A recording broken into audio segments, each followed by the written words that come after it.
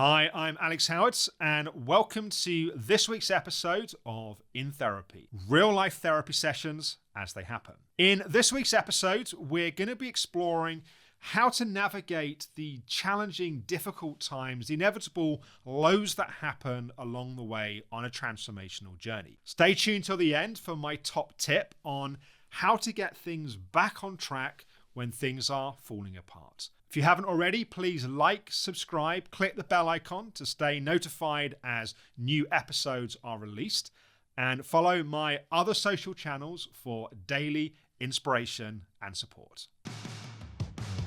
In this week's episode, we catch up with David, who approached In Therapy to get help with depression. In Therapy, David has made some positive changes in his life. Recently, he started a new job, and he's also been cultivating a mindfulness routine that has helped him in moments where he feels he could spiral. David is still working on himself and battles a lot with his inner critic.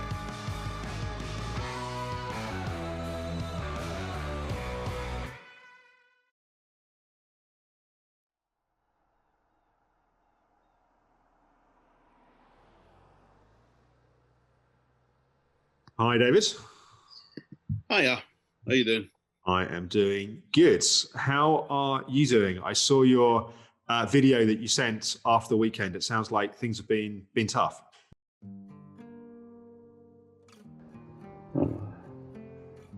Heading home tomorrow to Scotland again. I'm taking my second vaccine. While I'm there, I'm going to have some other tests. I've been having some problems, some medical problems, and I've been putting it off, making up excuses, and everything that's happened could be something else. You know, it could be something to do with my diabetes, it could be something to do with my depression, it could be something to do with, high blood pressure or the strokes I've had, or it could be something more serious. I've lost track of the number of people I know who have died in the last 14 months.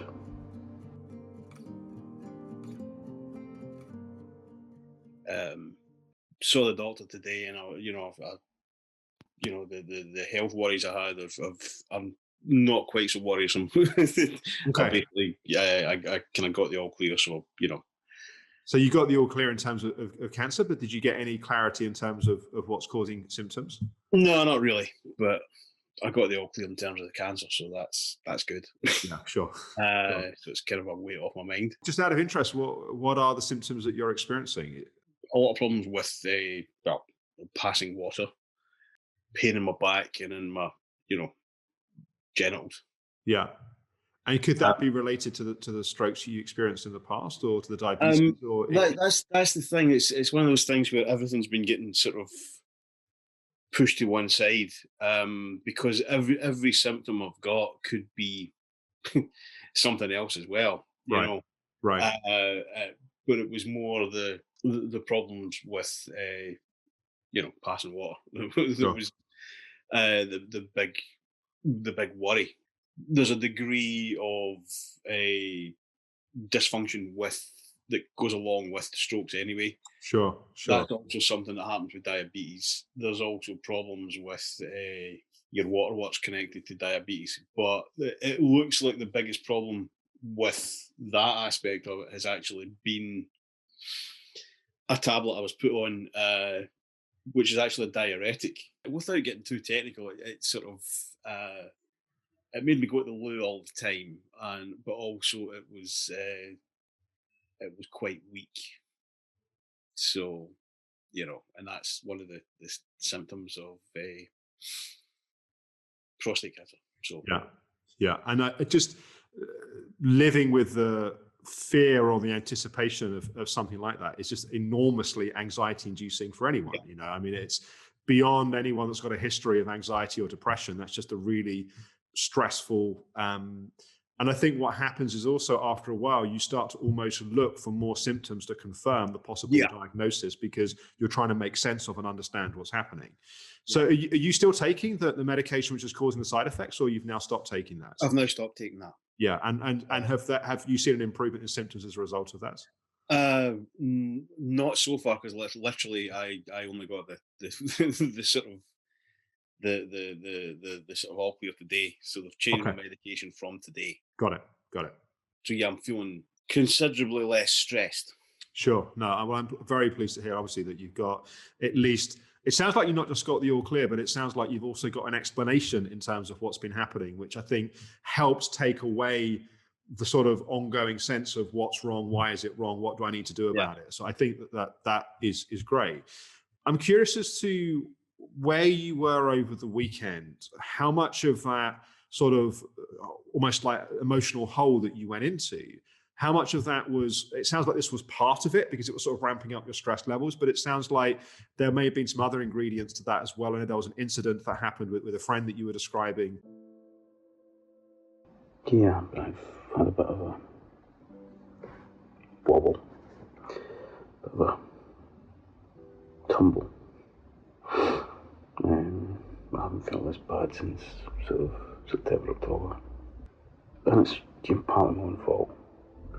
I've been bottling up some stuff and not addressing some stuff, and I've been drinking far too much.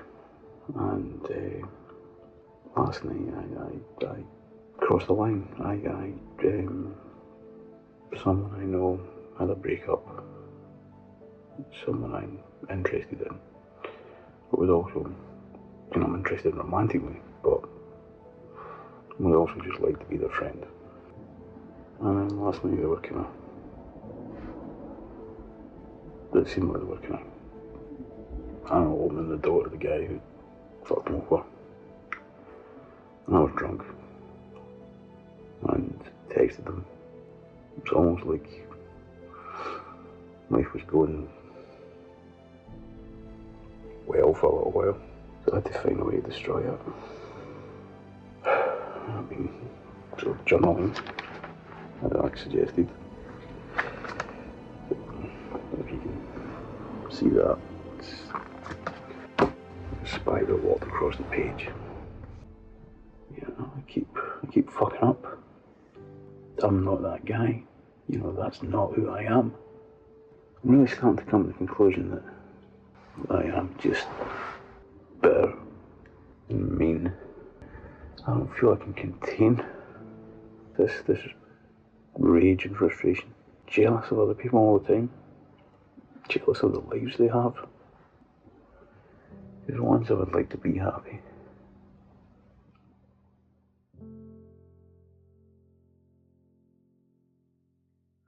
I think we've spoken before. It's never one thing with me. It's always a combination of things, and then it's eventually the sort of straw that breaks the camel's back. And yeah, so all of these things had been bubbling away, and I think the inactivity I've had over the last sort of month and the uncertainty over the last month, because although I've started this new job, just because of bureaucracy, I haven't actually. I've started a new job, but I haven't done any work. So there's all these kind of things going on, and then, as I say, there was this sort of thing with someone I know, and where I got involved and shouldn't have got involved, and probably destroyed that friendship. I think everything just kind of came on top of each other, and everything fed into each other. Yeah. And I think, I could see someone potentially doing something quite harmful to themselves, and kind of wanted to sort of stop that. But, possibly I wouldn't have if I hadn't had this health issue hanging over me, Well, you mentioned it's like final straw that breaks the camel's back. The analogy that I use, it's sort of like loads on a boat. And our boat can take so many loads before it starts to take on water and it starts to sink and we sort of go into a crisis panic mode. Yeah. And, it sounds like, the frustration and the sort of tediousness around work, that was a load. Sort of, obviously there's been loads of your sort of sister's sort of health situation. That's a load on the boat.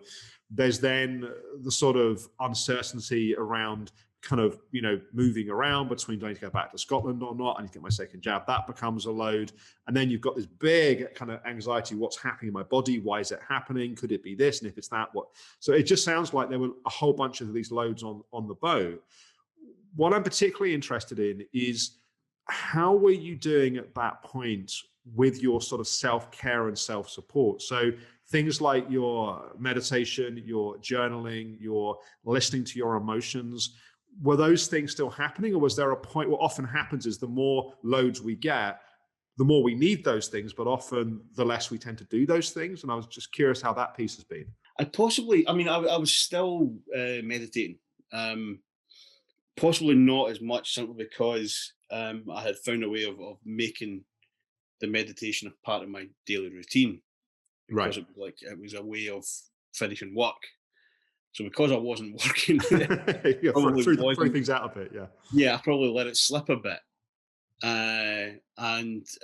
so there's that. The journaling I hadn't been getting on with at all anyway. I found it really just very off-putting. And in actual fact, over the weekend, when I was feeling really low, um, I did a lot more of the journaling then. Right. Interesting. Well, I'm glad that you were able to use that as an So outlet of sorts. yeah, so I kind of you know scribbled a couple of unintelligible pages, and I Did did. it help in that instance though? At the time, I didn't think it did, but now I think it did. But now I do think it helped. At the time, it almost made me feel lower, but you know, in retrospect, it was kind of cathartic. So, Right. I mean, what it that, sounds like it did is it allowed you to connect to how you were feeling, and how you were feeling was yeah, pretty dark and pretty bleak. And so in some ways feeling that more felt worse temporarily. yeah, But ultimately what often happens, I think, in those places is we feel, and we are, whether we like it or not, we're in a dark place. And the more we ignore that, the more it sort of leaks out in other ways. And the more likely we are, which we talked about previously, the more likely you are to explode at someone else in a sort of unplanned sort of way, because all this frustration and depression and anxiety and rage are sort of building up. So I think sometimes, although it can be very difficult in those places, actually to own how we feel, to be honest with ourselves how we feel, does actually help us navigate and move through it. So just to pause the video for a moment. Firstly, it's great to see that David's using the tools, particularly at the time he most needs them. I think giving a voice to how we feel when we're in a dark place is often key. The other thing, though, is we need to be careful to not choose the habits and the behaviors that further compound the difficult place we're in. Patience is often critical. We can be doing all the right things. It's like a ship that's been going in the wrong direction. We turn, but it takes a little time to get ourselves back on track. Self-care, being gentle with ourselves, putting the right things in place, and then just giving things time is really key. Okay, back to the episode. You were saying in the video that I hadn't felt like this since September, before we started working together. yeah. What struck me was how quickly actually you came out of that place. And I'm wondering if you think that is different to how it would have been in the past, because perhaps there was more self-awareness and more tools and more strategies, or it may just have been it was a less overwhelming conflation of events that happened. But it just strikes me that you went through a really dark place for a few days, but it was a few days as opposed to building into something more sort of ongoing. Yes and yes. So I think definitely, it was probably, the worst point was probably just around about the time we started sort of working together. And yeah, I hadn't felt that low since then. I had more tools and strategies and self-awareness to sort of recognize things and realize that, I still went to, I still went to that place, and I still, I, as far as I'm concerned, did some, destructive and self-destructive things, and you know, set fire to my life again, but like you say, it was for a shorter period. I think, that had it been the same thing happening back in October, it would have been a lot longer. And so yeah, I think I do. I think I have coping strategies now, and I think definitely a lot more. Yeah, just a lot more self-awareness, a lot more recognition of it. Because I consider myself a realist about these things. It's these bumps in the road are always going to happen, right? The problem is not that you go to a dark place for a period. The question is, what do you do in the time that you're there? Yeah. And are you able to self-navigate your way out? And of course, next time we'd hope that the sort of, you might get the boxer matches out, but not actually like the match. But, but equally, the fire could have burnt down a part of your life, and it sounds like it was contained, and you were able, even watching the video you sent, even within the video, there was a level of self-reflectiveness and a self-awareness that you were in a state that would in time pass. You could feel that it was really dark in that moment, but there was a level of insight and awareness in the way that you were sort of describing it, which also struck me as someone that I wasn't watching it and thinking, I'm really concerned about David right now because he's in a really dark place. I was like, David's in a really dark place. David knows he's in a dark place, but David's also somewhat holding himself and supporting himself just by the fact that he's letting himself be seen in this place. But I think, it's essentially been a month where I've been just sat in Mars drinking and decaying. And so it sounds like worrying about my physical health and worrying about my mental health and winding myself up. So I mean, it sounds like you're ready to get your teeth into something and to get stuck into it. It sounds like you've got something meaty to get your teeth stuck into. It sounds like also, as things are unlocking, being able to go out and socialize more and see more friends is also just going to provide a level of grounding and emotional stability and support, I think is also really important. Yeah. I think it's really key over these coming few weeks, and I wouldn't wait till Wednesday to get your meditation practice back consistent in preparation. I think giving space to how you are feeling, just letting, and I am really glad to hear that in that dark place, not only were you journaling how you were feeling, you also spoke about how you're feeling. I consider that a really important step of progress. And then in a couple of weeks time, it would be great if we can start doing some in-person sessions together again. I feel like we've done some really important groundwork and sort of putting foundations in place. And I think as you've got that kind of more capacity to sort of self-care and to self-manage, that also allows us to go deeper into some of these underlying issues of what's going on as well, which I think will also not only be supportive, but also hopefully avoid some of those darker places coming in the first place. Yeah. Yeah. Any questions you've got for me? Not at the moment. If there are, I'll email you. Good stuff. Well, great to talk to you, David. Good luck with the kind of final starting of the new job, and we'll see you in a couple of weeks. Cool. Take care. Bye. Bye. I hope you found this week's episode helpful. The truth is that we all go through difficult times in life, and almost particularly when we go on a therapeutic journey, by definition of opening up to the things in our lives that we may not have dealt with previously, it can be challenging. So here's my top tip to get things back on track when you find things falling apart. The secret is to prepare when things are going well. The best time to come to therapeutic work is when we're not in a desperate place. Of course, we can get help in a desperate place, but the more that we put the tools in place, the strategies in place when things are going well, it means we're all the better prepared to support ourselves when we're struggling. So what we saw with David in this week's episode is, although he found himself in a difficult place, he could use his journaling. It didn't spiral in the way that it might have done previously. There were tools and strategies that he could use. So recognizing that there are inevitably going to be lows and difficult times, that's not being negative, that's being realistic. Plan for them, prepare for them. One of the things that can be very helpful is write yourself a letter when you're doing well to remind yourself when you're in a difficult place. Memory is state dependent. When we're struggling, we remember all the times we've struggled, and we often forget the real progress that we've been making.